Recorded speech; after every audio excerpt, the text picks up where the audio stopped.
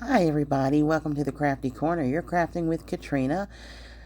We're going to make a recipe box today. And what I'm doing right now is just putting my papers together, and I'll go over that with you here in just a minute. So right now, what we're going to need is our base pieces, and this is our chipboard. So you'll need two that are 4.5 by 4.5, and then you will need three that are 2 by 4.5. So once we get our pieces cut down, you take a 12 by 12 sheet of paper, decorative paper, and you cut it in half. And then you glue it together on the long end so that you have a 6 by 24. All right, so it'll be 6 inches up and down in height, 24 inches long. All right, and then we're going to start laying our chipboard here. So the first thing that I'm going to do is find that seam. Now you see how pretty and shiny this is on this side? So I'm going to turn it to the dull side because that's the side that I want to glue it to. All right, and we're going to get our first piece of chipboard. All right, and this is a 2 by 4.5 piece. And you want to place it so that that seam runs right down the center of that piece of chipboard. And you want to line it up as best you can.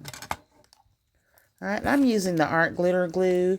It does grab. You can use tape, glue, whatever your medium to secure this chipboard to the paper is of choice, you're welcome to use.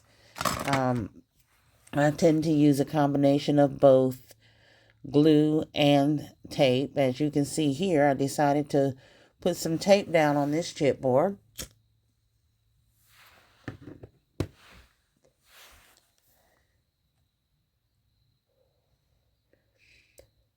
All right, and then I'm going to go in between that tape and around the tape with the art glitter glue.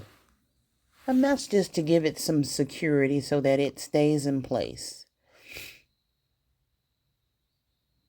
And y'all have to excuse me tonight. I have a little sinus cold activity going on here, but I'm going to get through it because I wanted to put this video out for you.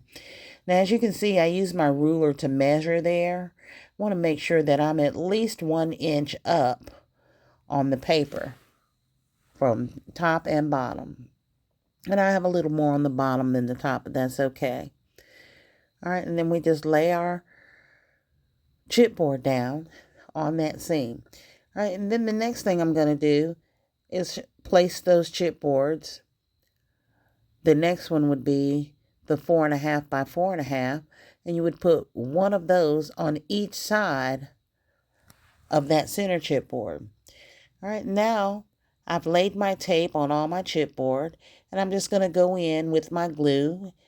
I'm going to even them out with my ruler to make sure they're straight and they're in a line. Because if you don't make sure they're straight and in line, your recipe box is not going to close properly. All right, so I'm just lining it up with the ruler here. And I'm going to leave about a 1/8 inch space between each one. All right, so now I've got all my chipboard laid down. All right, now I'm just kind of bending it at the folds where my spaces are, because that is how we will bend our box up. So you just want to try to train that paper to go that way so that when you do fold it up and bend it, it doesn't tear. I like to go in with my ruler in between and just kind of help it bend and burnish that score mark there.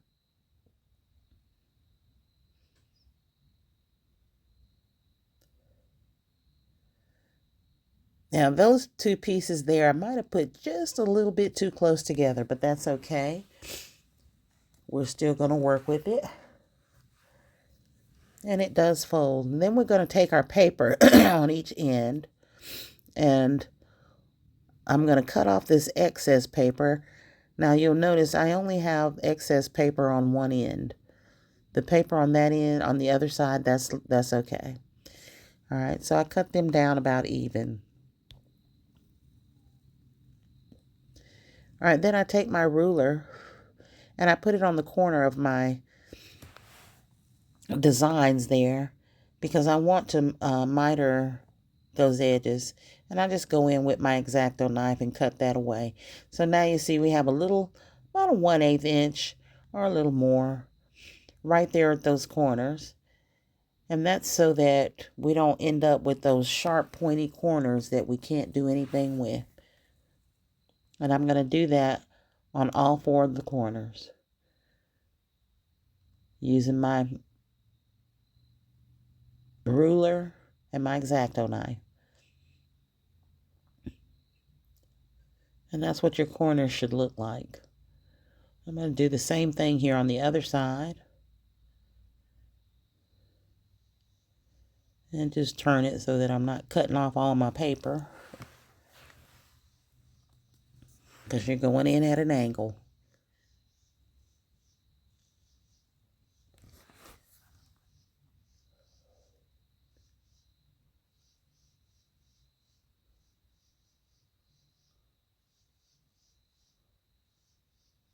Now it's got a little piece here that didn't want to cut, but we got it.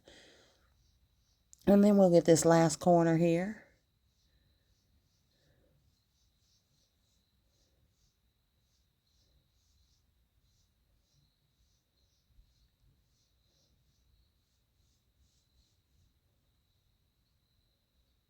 And cut that piece off.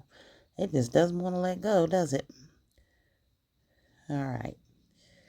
So now that we've gotten that off, I'm going to take my score tape,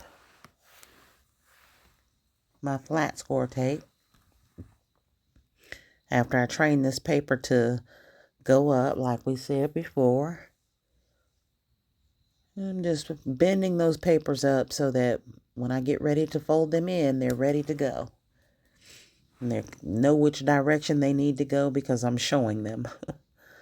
So we're going to train our paper to go up like it's supposed to and bend over. And I'm just smoothing it around the edges there. I'm doing the same thing with the ends.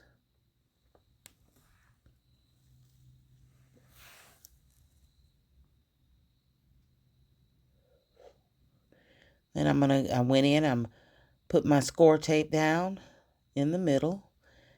And I'm just going to remove those end pieces of score tape. Now I put score tape on the corners of and I push the corners in. And that's because I want them to stay in and I don't want them to come back up. So I use a really small piece of score tape to do that with. So once I push them in, they're held in place. And then I can lay my paper down, fold it over without any issues. And I'm just going around each corner and doing the same thing. All right, so you see how those are tacked down now, those corners. They're not going anywhere. And if you need to cut your paper on the end a little bit so that it'll fold on over, by all means do that. I did not have to do that, so I'm just going to go in and I'm going to remove the score tapes in the middle.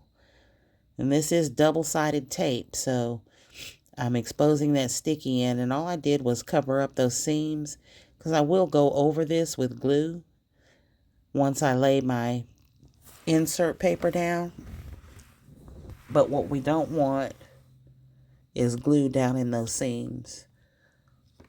So I cover it up with score tape with an equal amount of score tape on each side of those cracks. All right, and then I'm taking the score tape off of my paper as well.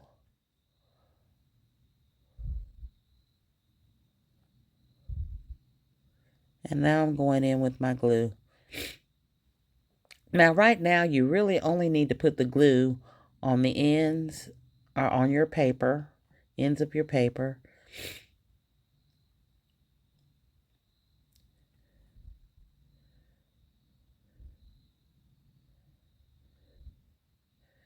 And I did go in and start scribbling glue on the inside of it, but I will apply more glue because I'm going to stick my papers down first.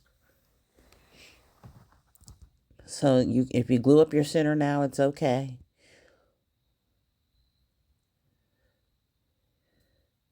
All right, and then we're just going to bend our paper in the same way that we trained it to go.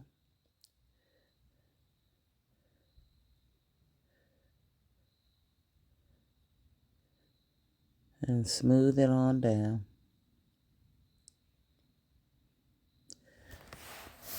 And then I'm going to go in with my brayer and just braid that down so that the glue grabs hold. All right, we're going to do that on all the sides. And then once we do that, we're going to cut some cardstock and lay that in our center. And once we've laid it, we're going to train our paper again to fold. Now, you can use your brayer to kind of smooth that down when you're folding it, and that will help keep your paper from wrinkling and help spread that glue out. I did get a few wrinkles in there, but I am able to fix those with some glue. All right, now we're going to do the sides of our paper. And what I have there, I'm scoring at every ½ inch. All right. Our paper is the decorative paper because these are going to be the sides of our box. Now you can be creative and do different colors. You're going to need 2 pieces of that. So I'm just going to go in and score the other side real fast.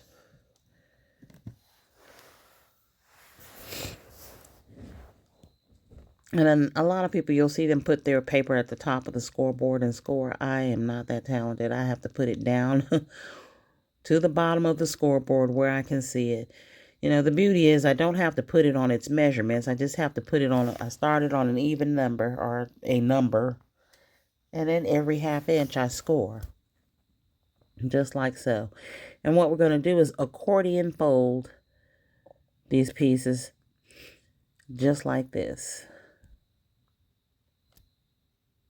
on those score lines.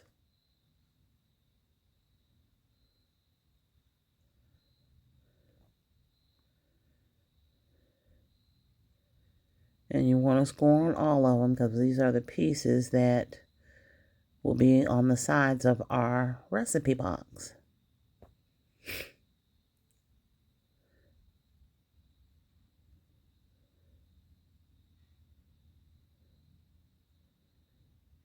All right, and that's how our accordion looks. So when you lay that down, you're laying the white on the inside, and you're gluing this to the bottom, or what is the sides, of the box. You'll be gluing it to the other sides of the box.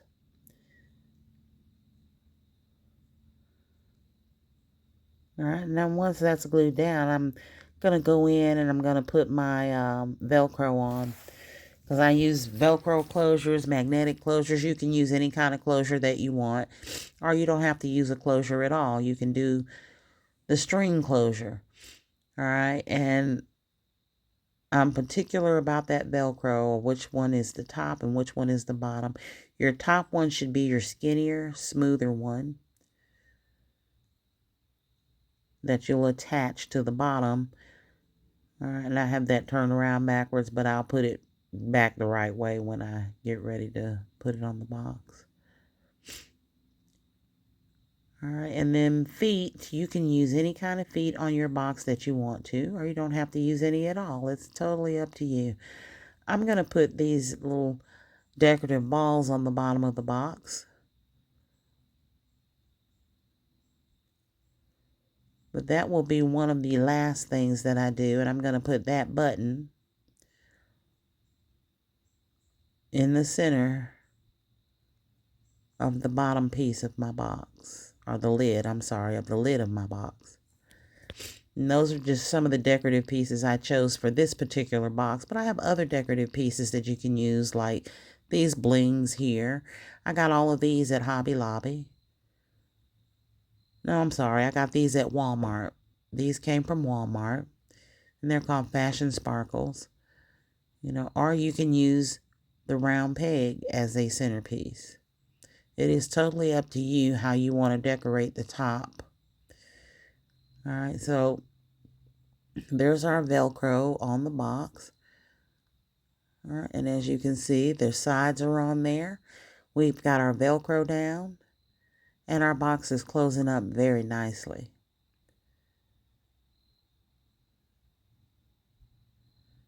So it's a very pretty recipe box.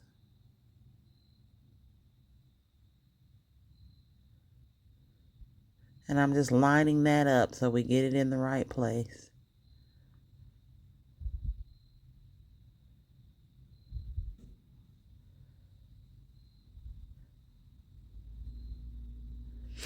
All right, now I decided to take some clips to hold my little sides to in correctly until or the piece of Velcro that I put down, I'm sorry, while I put the feet on my box. So I've got my box turned upside down and I'm just placing those feet in the position that I want them in. And I usually use hot glue for this. I am gluing it to the chipboard and the paper, so I go in with some hot glue and put it on. Now, when you use these kinds of pegs that have the circles in them, that have holes in them, you want to make sure your hole is flush. In other words, it's pointed up so that when you set your box down, it sits down flat and it doesn't wobble. If you glue those on the sides, your box is not going to stand upright. It's going to wobble. It may even roll away from you. So I usually do this corners. All right, and then I'll go in and put the other two corners in. Just like so. All right, so now the bottom of our box has feet and it can stand up on them. All right, and I remove the clip there, and I'm just going to test out my Velcro to make sure it's working correctly. And it is.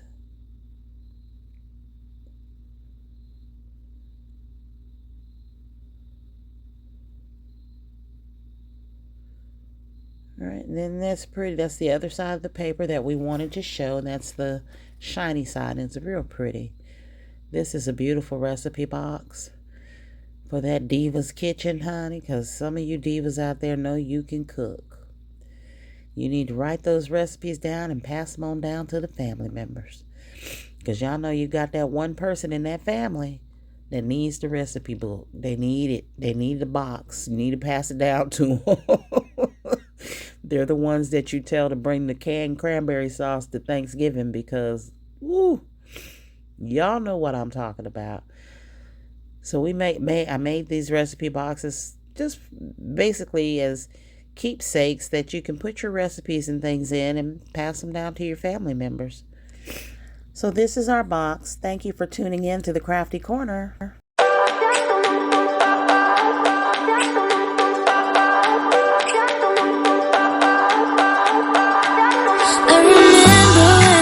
Staring photo. Don't forget the way you look me in the eyes. And I keep you in my heart. In my heart is where you are. I still think